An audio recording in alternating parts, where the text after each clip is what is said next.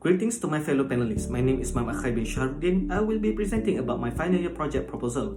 First of all, the title of my project is Failure Analysis and Laminate Optimization of Hybrid Composite using Response-Based Method. The summary of the project, where composite structure design for modern and precise application is challenging due to the material anisotropy and inhomogeneous behavior. The material strength is recognized as a critical aspect in designing a safe structure. Hence, this project to investigate the deformations and failure behavior of hybrid composite laminates under uniaxial tensions by utilizing a numerical approach. The initial stage will involve constructing finite element models to accurately stimulate the deformations and failure behavior. The designs of experiment method will be used to establish critical specimen parameters. The second stage will feature the end optimization technique based on the response surface methodology. The findings and outcomes will be reported. For the introduction parts, laminated composite materials consist of layers of at least two different materials that are bonded together. Yet, hybrid composite laminates have recently been used in a variety of engineering applications due to their diverse qualities such as lightweight and height strength to the weight ratio. The concept of failure theories was introduced in order to forecast the strength of composite materials. As a result, a finite element analysis simulation is used to explore the flexural behavior of hybrid composites. Hence, this study aims to analyze the effect of lamination scheme, plate thickness, and hybridizations to the failure behavior of carbon glass hybrid composite laminates under uniaxial tensions. Literature review has been made to gain an understanding of the existing research to a particular of study. Laminates consider the entire state of lamina as a single body and performs analysis by integrating the separate properties of the lamina. Therefore, in order to analyze of hybrid composites, lamina, it is under macro-level analysis, which means lamina is considered a homogeneous and orthotropic bodies in macromechanical analysis. Hence, macromechanical study of laminates enables predictions of their behavior under a variety of loading scenario. For instance, macromechanical analysis is used to determining the first ply failure load, although several previous studies have been analyzed to get better view of current study. First, Azizul studied the effect of lamination schemes and angle variations to the displacement and failure behavior of composite laminates. The studies indicated that both symmetric and anti-symmetric laminates fail at the same of failure load. Thus, both first ply failure and last ply failure curves coincide respectively. Laminate strength decreases when fibers are oriented from 0 to 90 degrees. Azizul also investigate the deformations and failure of symmetric and anti-symmetric graphite epoxy laminates due to the changes in fiber orientation under uniaxial tension. It demonstrated that by altering the fiber orientations, composite laminates could expand, shear or twist and predict the first ply and last ply failure may occur at the same stress level. On the other hand, Nurul Najwa analyzed the failure of glass epoxy and graphite epoxy laminates due to the effect of lamination schemes and angle variations. It demonstrated that the stress which both material can withstand decreases as the fiber angle orientation increases.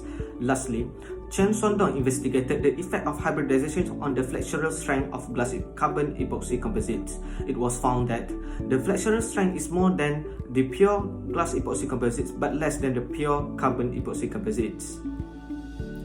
After observing the existing research, the problem statement for the current study is utilized and it is distinguished into three elements. The first problem for this study is how does the effect of failure analysis of carbon glass hybrid composite laminated due to variations of plate thickness. Second, how does the effect of various lamination schemes to the failure analysis of carbon glass hybrid composite laminated.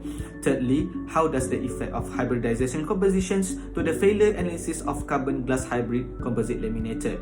Thus, the objectives for the projects are: first, to develop an accurate finite element models of composite laminates under uniaxial tensions using NCs. Second, to analyze the effect of lamination schemes, plate thickness and hybridizations to the failure behavior of hybrid composite laminates under uniaxial tension. Lastly, to determine the optimum parameters using response surface methodology and designs of experiments.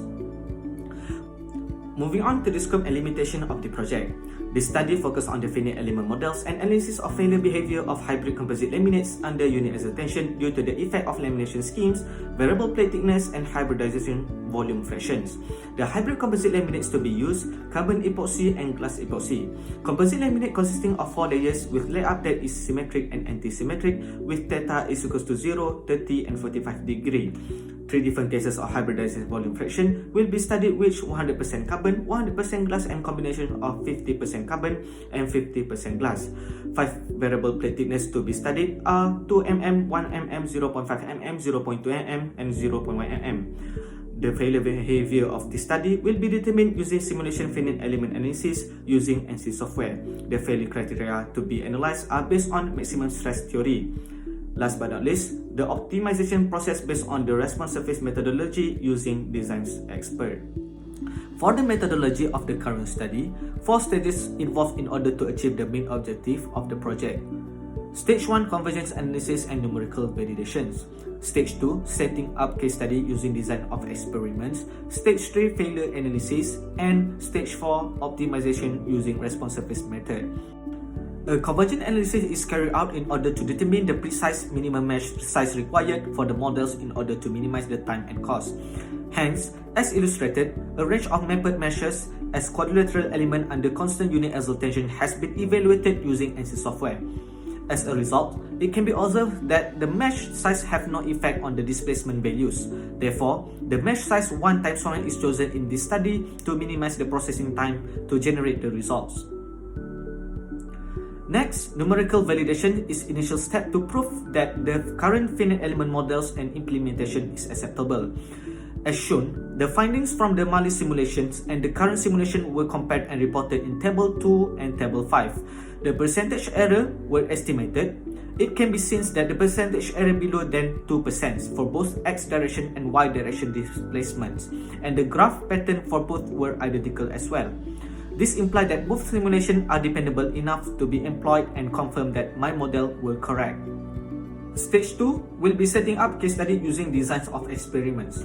Design of experiment is field of applied statistics, concern the planning, executions, analysis, and interpretation of control tests to analyze the factors that influence the value of parameters. Stage 3 involving to analyze the failure behavior such as failure load value. To obtain the data, failure index in ANSYS must be configured as 1 to represent the maximum load that the ply can withstand before failing by influence these several factor parameters, which lamination schemes, variable plate thickness, and hybridization volume fraction. Stage 4, stimulation the optimization using response surface methodology. This process will be achieved once the result of failure load obtains. Last but not least, the expected result for the current study. Since the aim of current study is to analyze the effect of lamination schemes, plate thickness, and hybridization to the failure behavior of carbon glass hybrid composite laminated under unit axial tensions. So, the expected failure curve for the current study should exhibit a decreasing trend in terms of failure load values. Meanwhile, for the response surface methodology will be used to analyze the parameters of optimizations, for example like contour patterns, once the failure load has been identified due to the correlations of factors of lamination schemes, plate thickness, and hybridizations. That's all from me. Thank you.